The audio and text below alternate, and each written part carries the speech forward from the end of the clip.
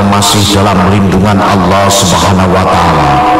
Itu yang aku alami ketika lolos dari kecelakaan maut di daerah Kebak Kramat Karanganyar, Jawa Tengah. Tahun 1999 sampai 2004, aku masih sering mondar-mandir Surabaya Solo. Tugasku di Solo sementara rumahku di Surabaya menyebabkan hampir tiap 3 sampai 5 hari sekali aku naik bis jurusan Surabaya Solo. Dari Surabaya biasanya aku berangkat pukul 2 pagi. Biasanya bis-bis Surabaya jam segitu betul-betul ngejos. Waktu tempuh yang normalnya 6 sampai 7 jam bisa meringkas tinggal 4 jam. Spot jantung mesti karena supirnya lebih suka tancap gas daripada nginjak rem. Sementara kalau dari Solo aku milih pulang jam 10 malam. Sama-sama enak tinggal tidur saja. Tahu-tahu sudah sampai terminal. Begitulah rutinitas yang aku alami waktu itu.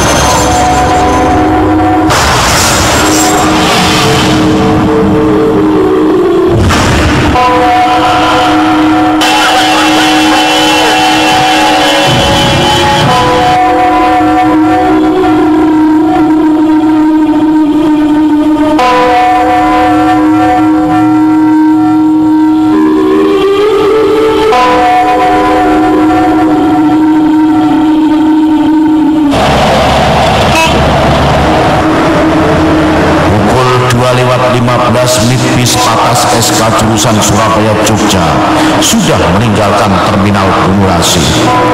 Penumpangnya tidak begitu banyak, cukup longgar malam. Mulai raya Klatek bis sudah tancap gas terus. Aku milih duduk di belakang sopir, tempat duduk yang menurut naluriku lebih aman. Karena berdasarkan statistik kecelakaan yang pernah aku baca, umumnya kecelakaan bis selalu memakan korban yang duduk di deretan sebelah kiri, sementara di deretan kanan lebih aman. Mungkin ini naluri seorang supir, karena biasanya yang dimakankan mesti kernetnya. Lepas dari rumah makan dia, aku mulai merasa agak kantuk. Maklum, hampir 3 jam mata enggan dipejamkan. Tidak tahu malam itu susah tidur.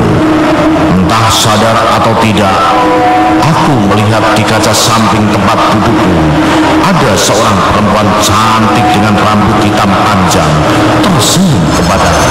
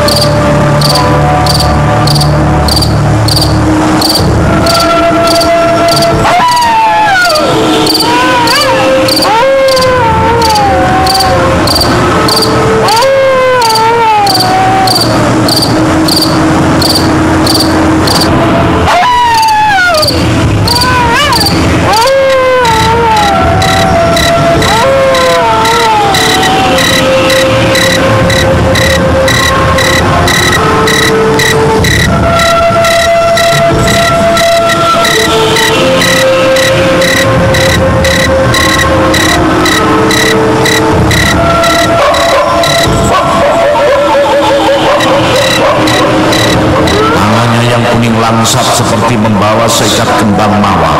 Bibirnya tampak merah merona dengan mata yang riip-riip seperti Luna Maya. Perempuan itu nampak sedang menari dengan lincahnya. Iringannya lagu-lagu campur sarian. Aku sendiri merasa heran, namun nalarku seolah mati. Aku mengikuti tarian itu dengan seksama dan sedikit menikmati.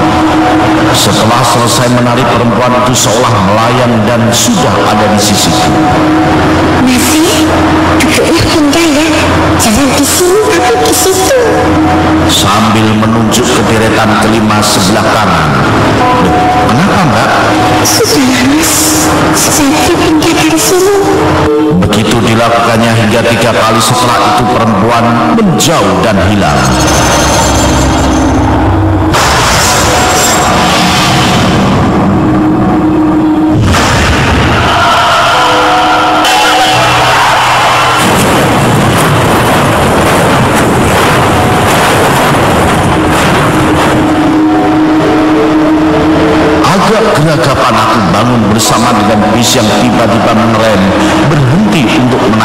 penumpang.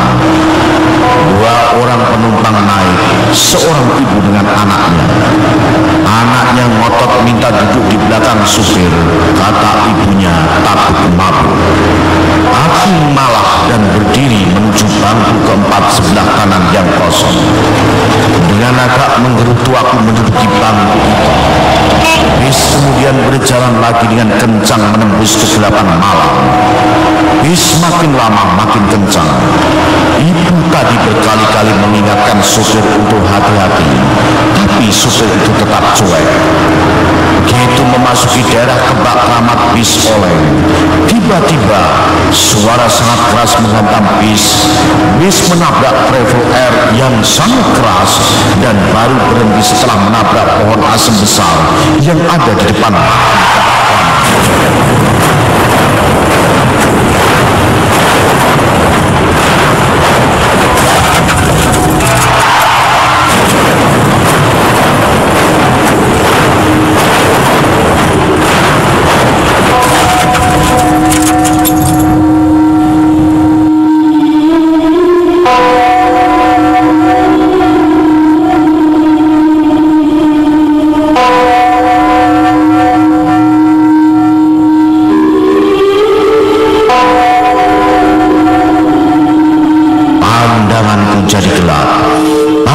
Terasa sangat perih di kedua sikuku.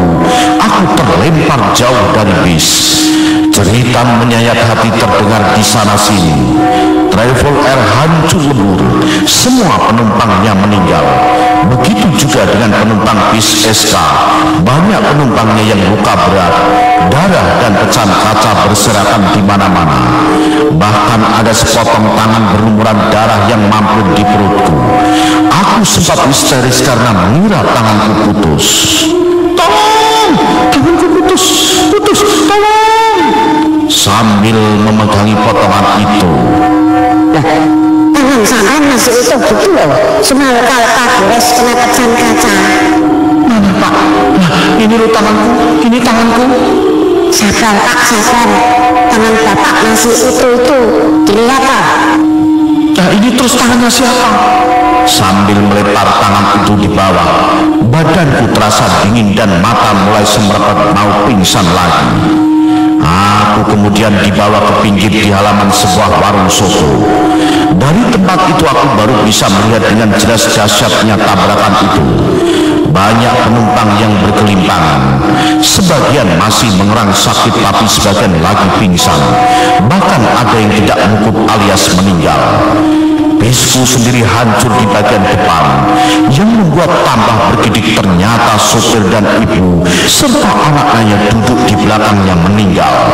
Jenazahnya belum bisa dikeluarkan karena terjepit bangku dan pintu. Melihat itu aku sujud syukur.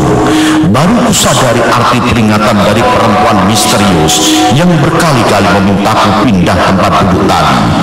Perempuan yang seingatku keluar dari kaca jendela, menari dan kemudian ngotot minta aku pindah tempat duduk. Berkali-kali aku menyebut nama Allah Subhanahu wa Ta'ala, membayangkan seandainya aku tetap ngotot duduk di belakang supir tadi, tentu tubuhku sudah hancur lebur dijepit kursi, dan pintu itu persis yang dialami oleh ibu dan anaknya yang takut mabuk tadi. Aku bersyukur dan mengucapkan terima kasih kehadirat Allah Subhanahu wa Ta'ala karena sudah mengutus makhluknya yang lain untuk mengingatkan dan memintaku pindah tempat duduk tadi. Dari orang-orang yang kemudian menolong dan memberikan minum kepadaku, aku baru tahu bahwa daerah Kebak Keramat adalah daerah black spot atau daerah yang angker, daerah yang berkali-kali menjadi saksi bisu tabrakan maut dari berbagai macam kendaraan. Sudah banyak korban yang luka-luka dan meninggal akibat kecelakaan di depan makam Kebak Keramat itu. Tak heran tidak banyak supir yang kemudian membunyikan klakson atau menyalakan lampu dim 2 kali. Bahkan tak jarang ada yang melemparkan koin 1000-an atau 500-an rupiah di sekitar jalan itu. Jarine supaya kalis ing sambikala. Aku hanya geleng-geleng kepala sambil meringis kesakitan mendengar keterangan itu. Aku tidak cerita tentang perempuan yang sudah mengingatkanku tadi malam. Bagiku perempuan tadi tetap menjadi misteri terbesar dalam kehidupanku. menjadi tangan Allah Subhanahu wa Ta'ala untuk menyelamatkanku sehingga aku masih bisa cerita seperti saat ini di Tim Jimba.